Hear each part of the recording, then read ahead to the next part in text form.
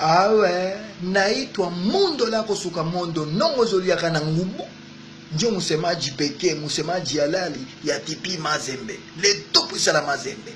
TP Mazembe tumeangalia tukaona kabisa Yanga imeshafika kwenye mambo ya mashindano za kimataifa, nani shirikisho sijui kombe ya klabu bingwa manani. Tukaona haiwezekaniki. Simba wenzao hawajai kwenda kwenye kombe yoyote, wanatabu, wana maisha magumu sana. Tukaona ili tuwape nao faraja ni tuwagee vifaa kwa ajili ya kuzomea, ili wapate kuwazomea wenzao Yanga Afrika. Ndio maana tumekuja na matarumbeta, tumekuja na vibwaya, tumekuja na ngoma, tumekuja na manyanga, tumekuja na zile nani zile zinaimba zile polololo matarumbeta nani, ili Simba Sports apate kuzomea, apate kufanya nini mavurugu manani muizomea Yanga. Sasa ndio hivyo, Simba mujui kwa kwenda, mutashangilia timu binafsi pembeni mpaka mkome.